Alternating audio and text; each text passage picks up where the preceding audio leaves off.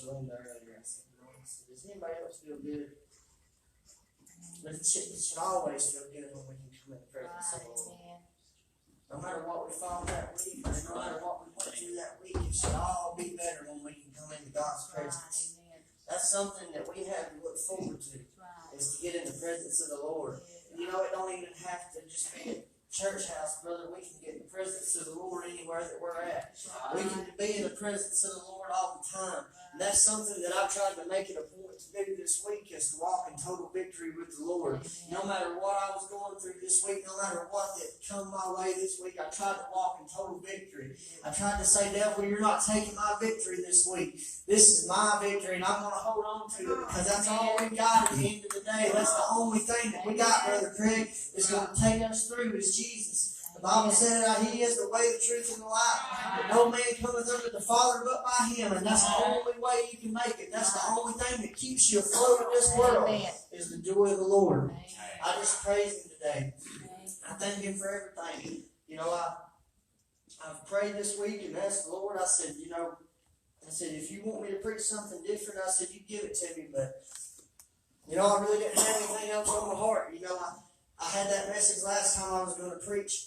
And the Lord gave me something else, and I was sitting up here, but I feel like that's the way that the Lord wants me to go this morning. I didn't get anything else, so I'm just going to try to obey the Lord for a little while. Yesterday I was at home, and I just kept feeling the Lord repeat that in my spirit. That's all I could feel in my spirit all day long, was what He spoke to me a couple weeks ago.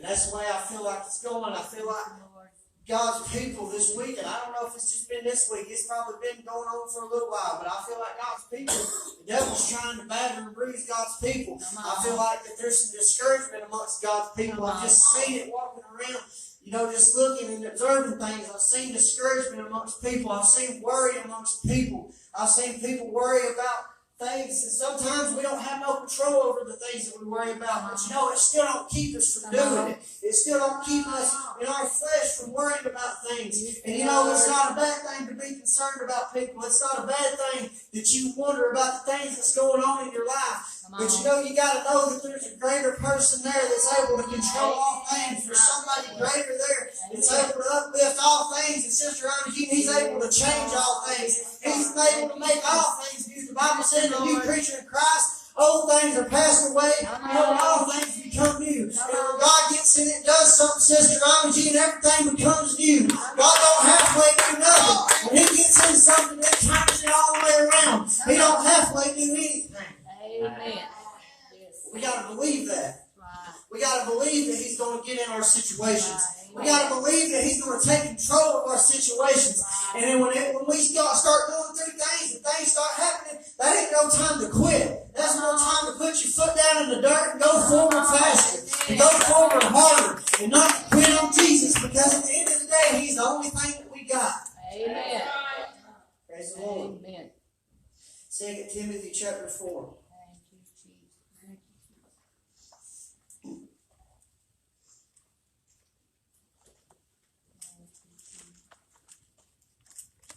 Praise the Lord. Y'all just bear with me and y'all get behind the word this morning. I feel like this is what the Lord wanted.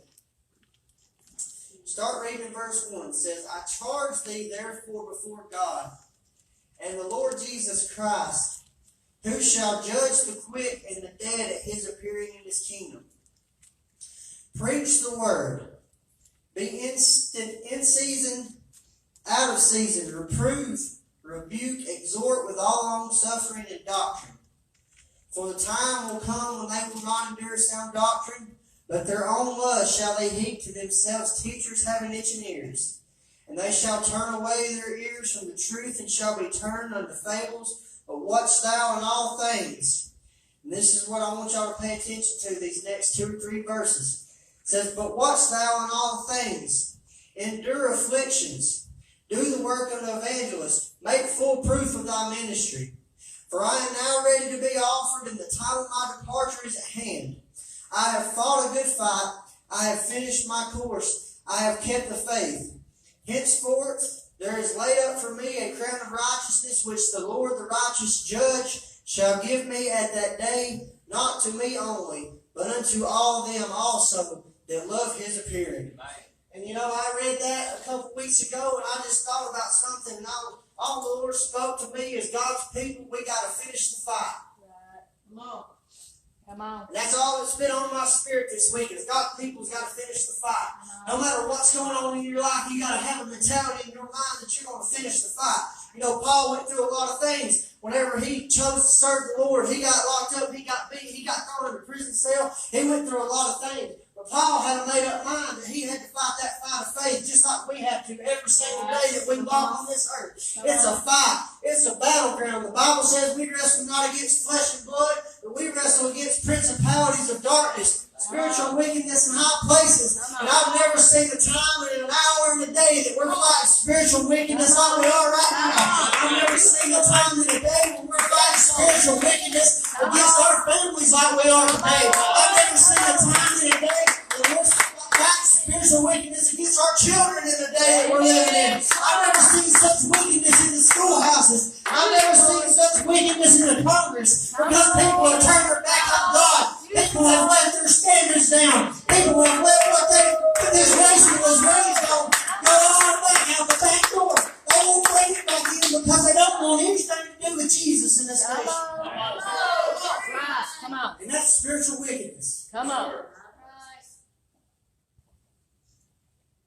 That's ungodliness is what it is. Come on. They've okayed homosexuality.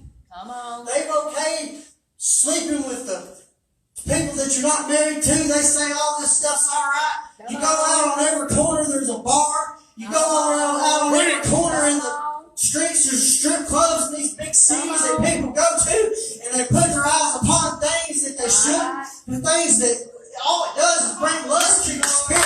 And you know what? There's things on TV that we see every day, but yet we sit there with our eyes in front of it and let these things pollute our spirits. We let these things take our spirits over because we put our things on ice when we shouldn't. And that's one thing that God's people's let down on. They've started putting themselves in places that they ain't got no right being in. They put themselves in situations that cause darkness and spiritual wickedness to attack their spirits. And we wonder why we can't get a move of God. How we can't keep our eyes up on this ungodliness out the world. We can't keep our spirits from being out of the wrong places. Yes, Lord. Come on. Amen. Come on. Bless him, Lord. The apostles would be ashamed of the things that they see in this day and hour. That's right. That's right. Come on. Right. But you know, sometimes we wonder why we're fighting so much. Come on. Because we put our own selves in situations that we're in. Come All the things that we put our eyes on. The places that we take ourselves to sometimes. Come on. Come on. And some things we just don't got no control over. Amen? Come on. Some things that happen we ain't got no control over. Come on. But you know what?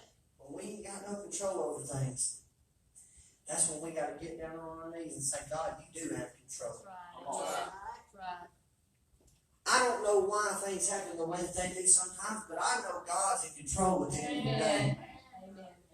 I know my God's greater than any problem that we face in this world. I know God's greater than any homosexuality spirit that we see in this world. I know God's greater than any drug addicted spirit in this world. I know God's greater than any alcohol addicted spirit in this world. And any fornicating spirit in this world. Anything Jezebel spirit in this world. He's greater than anything that we see. Anything that we see going on out in the world. God's greater. And I'm here to tell you, if God's people get back in the place that they are supposed to be, and they'll get a made up mind, Brother Richard, that we're going to finish the fight, that we're not going to give in to these things of the world, that we're going to get back into business with God, and we're going to get back into prayer and fasting and seeking His face, we'll begin to see things start changing. Amen. That's right. Come on. But until Come on. we get a make up mind, Come on. we ain't going to see what we want to see. Come We on. got to have a made up mind that we're going to serve God when the world's on fire.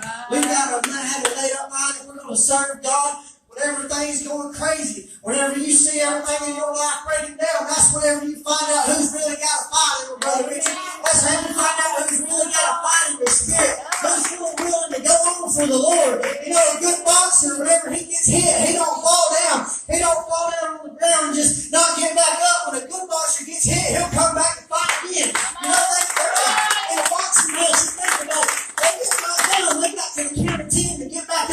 something about it. You know, a good boxer's not just going to lay there and let him count 10, Brother Richard. He's going to get up throwing punches. He's going to get up throwing punches at the devil. And that's why God's people let the devil into it. God's people let the devil back him in a corner. God's people let the devil back him in a corner and just throw jabs, throw uppercuts, whatever he wanted to do at him. And they haven't done anything about it. Come on. They've been back up in the corner. Come on. How many knows that there's some people out there in this world that's serving the Lord that's getting tired of this? Come It's on. getting tired of the devil backing them in the corner. Come on. It's getting tired of the devil pushing them around. Come on. I know I am. I'm tired of the devil having his way with God's people. And you know what? You can say, people can say, Brother Anthony, you got me preaching a little mad this morning. You know, I'm preaching a little mad at the devil because I'm tired of him having his way with God's people. I'm tired of him being jealous of our family. I'm tired of seeing him go jealous of our brothers and sisters' family, taking my brothers and sisters' kids. I'm tired of seeing him do it. Come on. Bring it on. Come on. But God's people is going to have to get a made-up mind within themselves. If they're going to stand up and fight back against Him, they're going to stand back up and fight against their own flesh when it tries to get them to do things that they don't need to do. When it tries to take them places that they don't need to go. Come on. Come on. Hello? Come on. Boy, I'm teaching this morning. Come on.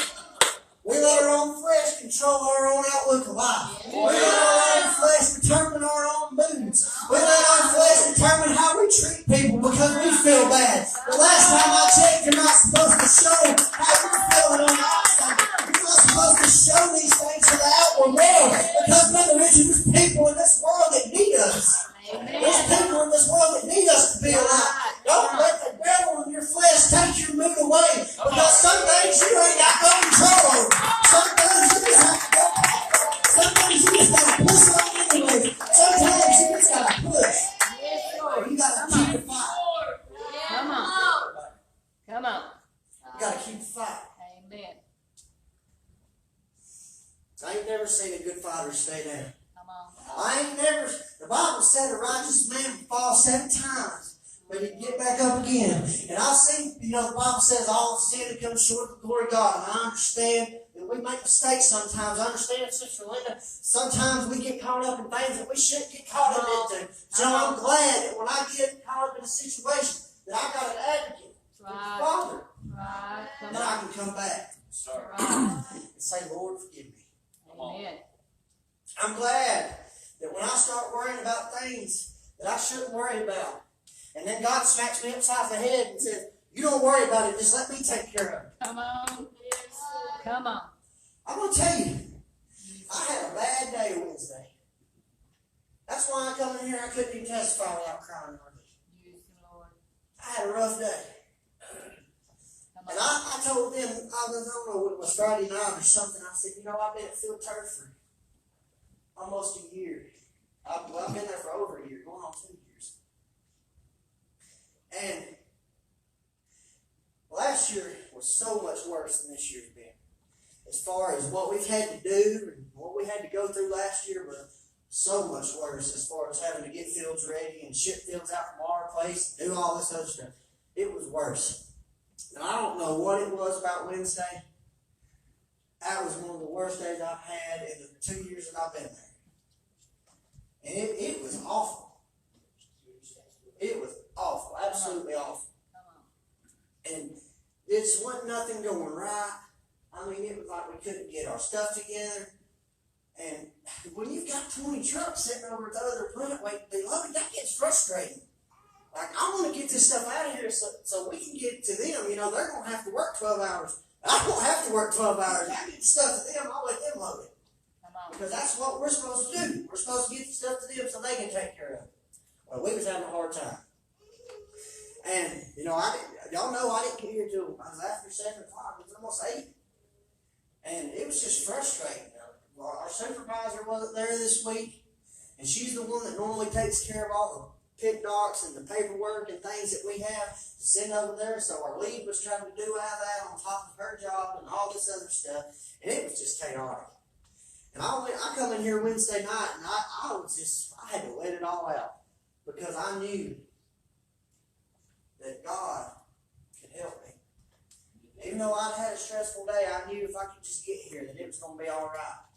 And when I did, I felt that burdens and them things that I had seen happen all day long just lift off me. And how many knows when you get stressed out sometimes, it'll cause you to fly off the handle. I mean, I'm not saying I lost my cool because, to be honest with you, I thought I did pretty well for what all I had to face. I didn't blow up. I didn't do nothing crazy. I didn't get mad. I didn't get in my flesh. I just kept on going. You know why? Because greater is He that's in me than he that's in the world. And you know, I just sat there and I kept on going for the Lord. I kept trying to keep a praise on my heart because, like I said, I'm trying to keep victory in my spirit this week, regardless of what I was fighting. But you know, even when you try to keep victory, what's on the inside really ain't showing on the outside just because you ain't allowing it to happen. Come on. Hello? Come on. So every bit of what I'd been fighting all day was bottled up on the inside. And I just wasn't showing it. Come on. Because I preach this and I try to live by this. I try not to let the things that I'm fighting show on the outside because I don't want everybody and their brother to know I'm fighting something. Come on. Come on. Come on. Oh, it gets heavy sometimes. But I kept on going. And I went in there, I got in here Wednesday night, I got what I needed, and I went back to work Thursday. Come on. Guess what? Thursday was a better day. Thank you, Lord. Guess what? Friday's our busiest day of the week. Guess what? It was a better day. Praise the Lord. God. I got out of there before 6 o'clock Friday. That's no joke. Thank you, God. Jesus. But I praise the Lord for helping me. Because without Him, I couldn't have kept my patience. Come on. And trust me, I don't pray for patience. I've heard people say, I need Lord help me to have patience. Don't pray for that. That's what I tell them. Don't pray for that. And I tell them that straight up. Don't pray for that. I say, because if you do, you better just get ready for what's about to happen. Because Come on. everything in the world is going to come against you. Come on. That's what I tell everybody. Sometimes, when we get in a situation like that, I'm going to keep my back turned. Sometimes when we get in situations like that, we let our temperance get the best of us. Come on. We let our patience get the best of us. Come on. Brother Charles preached it Wednesday night. He said, we'd be going down the road, we call somebody an idiot. Come on. And then you think about it, they might be a child of God and just made a mistake. Come And on. you know what? All week this week, all I said when I'm going down the road is, don't call them an idiot. I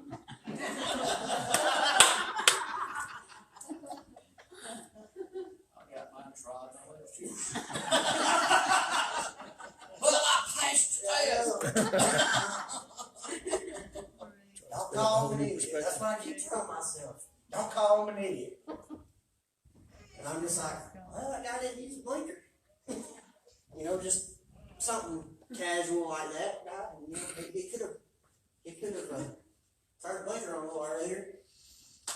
And that's all I'm saying. I'll go on and just try to keep my mouth shut. Blinker was a little late there, buddy. But what I'm saying is we lose our temper over small things. When things start going wrong, we flip off the earth Come on. for no reason.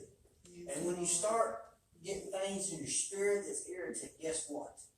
It starts wanting to reflect on the outside. And you have to keep that thing under control. Come You on. have to keep that temperance under control.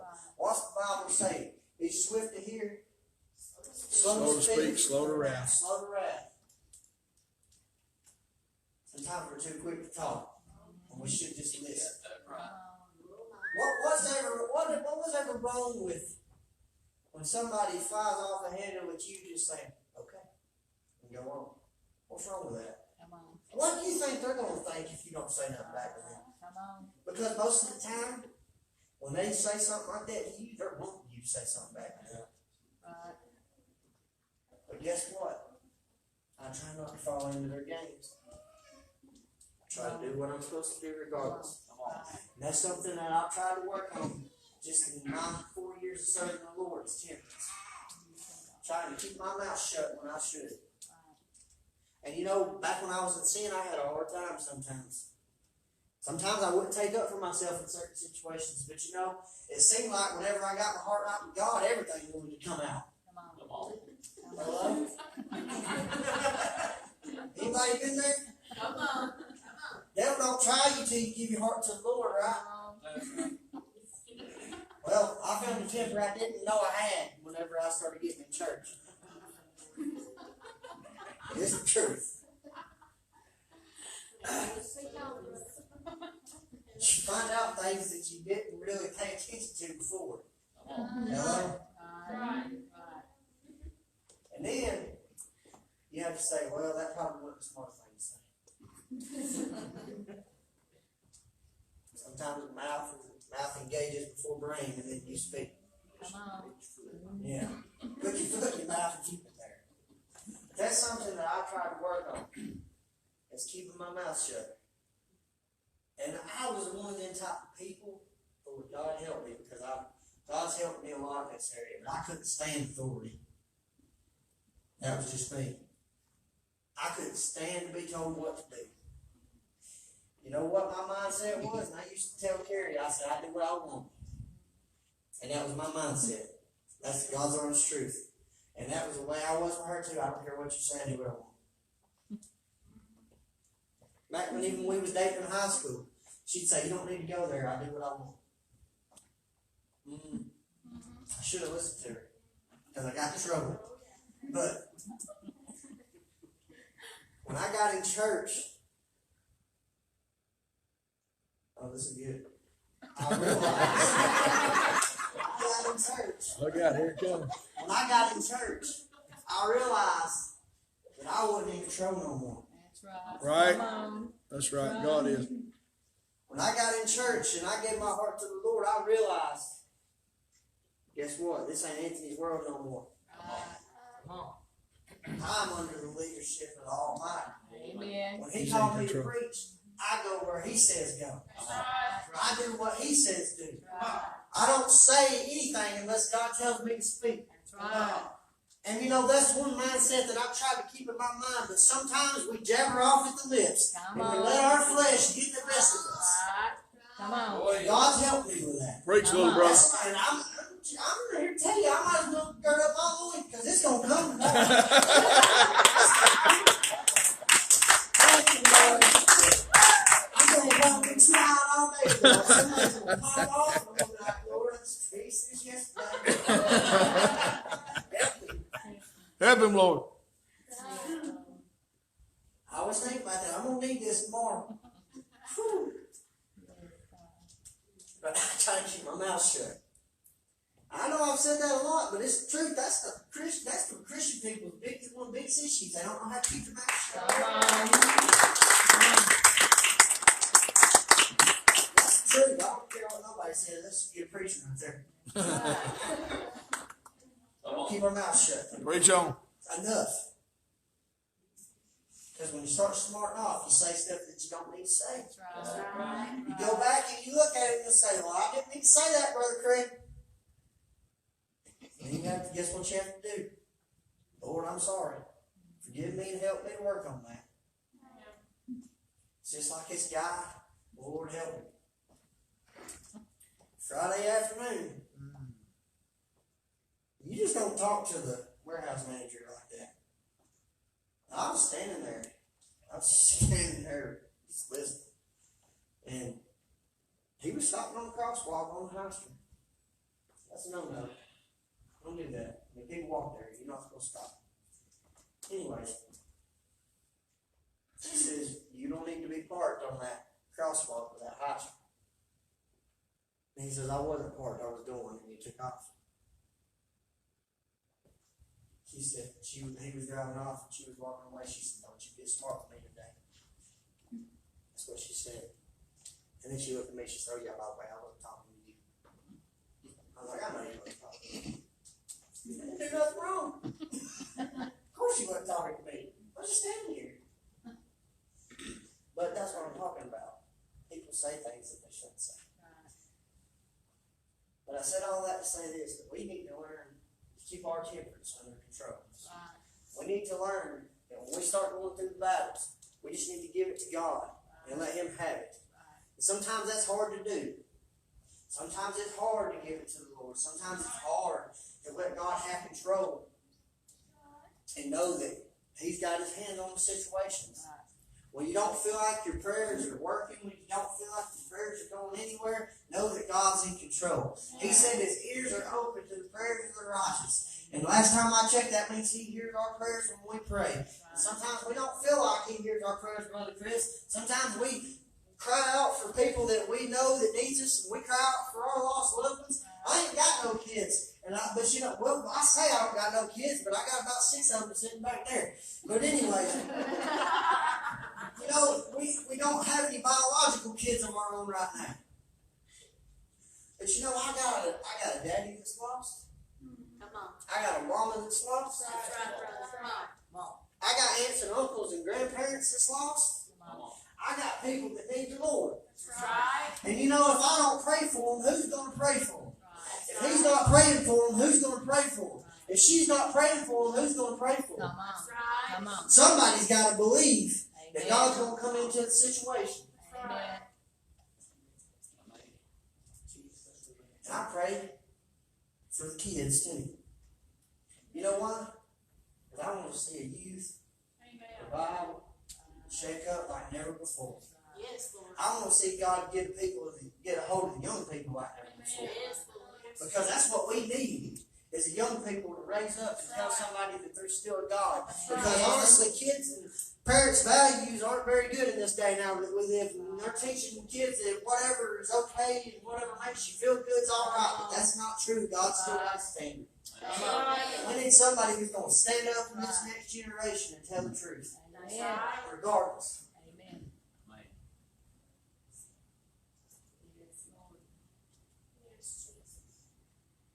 But I want to see people come to the altars. Amen. I want to see my lost loved ones come to the altars. And you know what?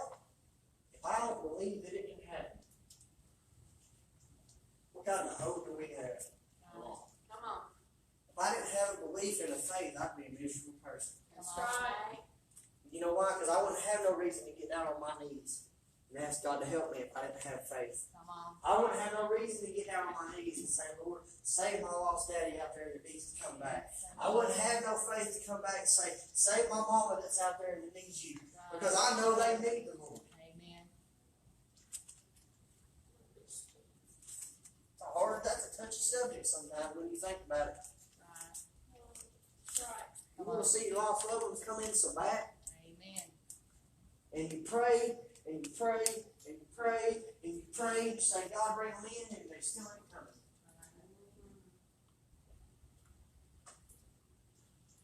But I know I ain't giving up. Right. And I ain't giving up. I ain't got no reason to quit. Amen. I ain't got no reason to give up the fight. Because I've come too far, Brother Richard, to quit now. Amen. I've come too far to throw my Bible down and say, Lord, I don't want to walk this walk no more. I've come too far. I've been through too much with Him. I've been through so many battles that He's brought me through. I've been up mountains that I didn't feel like I could climb, but because of God, I made it up that mountain. I went through that trial and that battle and I fought. And it wasn't no other reason but through God. Amen. Because He's the one that takes us through everything that we fight. That's right. Yes, Jesus. You think whenever 2 years ago or however long it was ago, when all that happened on my job, where I got through a couple of them accidents, and they call me in there on Friday evening and tell me, you know, you don't have a job no more, and I ain't got nowhere to turn to. I ain't got no job sitting here in line. I didn't expect that. But you know all I need to do? Was to get on my knees and say, God, you put me where you had me to go. You put me where you need me to go. And I said this a long time ago. I said that job's not my source. God's my source. And you know what? In that very moment, when they called me in that office and they told me, they said, brother, you don't got a job no more. You can't work here no more. I was forced to live by that. And snapping a finger. And sometimes, how many know God He'll let sometimes things happen to you and then you're tried by your words. Right. What you say, you're forced to live by. And I had to live by that. And God sustained us through a whole month without a job. And I didn't have one single bill that did not get paid. I didn't have one single bill that was late. Come on. Everything got paid, and we had food in the cabinets. You know why? Because me and my wife got down on our knees and said, God, you're the only one that can do it. That's right. And I've testified about how he done it before. You know, she had got in that wreck, and we had that check sitting there, and guess what? We hadn't cashed that thing in a month. It had been sitting there for a month. And we held on to it. We just never did make it a point to go cash it. Well, guess what? We had to go cash it then. We didn't have no choice. And that paid some of our bills for the month. It's the truth. Right. We had to use some other options to pay some bills. But you know what?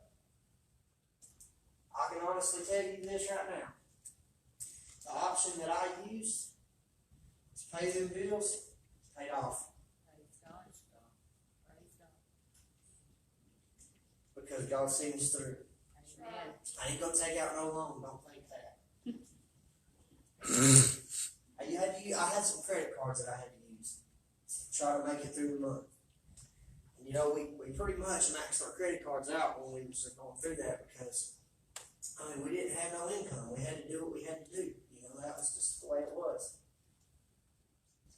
And I got to praying about it, you know, after all that was going on, and we got straight back out, and I went back to work, and I started praying about it. I said, God, I said, you can help me get out of this situation that I'm in with these credit cards maxed out. Because you get 2 or 3 credit cards that's maxed out, you put yourself in financial bind. Yeah.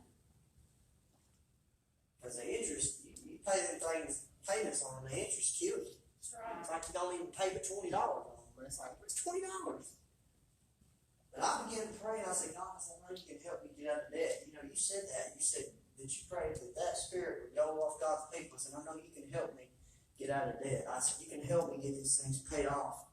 And I began to pray about it, and I began to search into some things and some options that I could have to help me get this thing paid off. And I found something. It was a pretty good deal. It did require taking out a loan, but it was so much less interest. And it took those 2 payments that we had at the first of the month away and combined it into one big payment that we didn't have to worry about it no more. Right. And it helped us. You wouldn't think it did, but it did. It's because it takes a lot off of you at the first of the month. Whenever all that stuff's piling up. And we did it. And you know, ever since then, we've been able to bless others. We've been able to do things for other people. We've been able to help others out because you know why? My heart's desire is to help other people. That's right. The Bible said to refer your brother's needs before your own. And that's something that I honestly, and my wife honestly try to live by. But we try to put everybody else's needs before ours. Right. And we've been able to do that. And I praise God for it. And I believe that's why, you know, the Lord's helped us so much just over this past few months is because we try to help other people. And if you don't believe that the Word of God is true, live by that. Put your brother's needs first. And it might get tight sometimes when you do that. But it's worth it in the end because you know that you obeyed the Word of God. And you did what you knew to do. I just praise the Lord this morning. I hope something that I've said this morning has been encouraging to somebody. Amen. But we got to finish the fight. Don't let the devil drag you down. Don't let the things that we see on a daily basis drag us down. Have faith, have hope, and believe that God's going to move on there. Come on. Finish the course. That's all we can do. Put in the arms of God and finish the course. Paul come to a point in time in his life when he knew I'm about to have to give up my life for this thing. What would we do if we was in that situation? Would we hold to that? Would we finish the fight? If it come to that. You're going to have to die for this thing you've looked for years and years and years. Would we do it? I would hope that that I'd be prayed up enough. I would hope that I'd have enough Holy Ghost in me that I could say, you know what? There's laid up for me a crown of righteousness. That I'm able to put my head on this chopping block or whatever. You can put a gun to my head right now and all I'm going to do is pray to God and say, do it. Hello? Stephen was in the same situation. He looked up into the heavens and he seen that he had laid before him. You know, I believe at that moment, whatever they was about to do to him left his mind. He probably realized, hey, I got a greater reward on the other side of this thing if I just hold on a little bit longer. Amen? How many love the Lord this morning? Amen. How many love Brother Anthony this morning? Amen.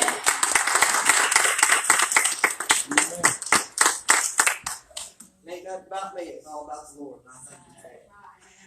Anybody needs prayer? I'll ask my wife to come up here and help me. Jesus, we're gonna, if anybody needs prayer, we'll pray for you and believe.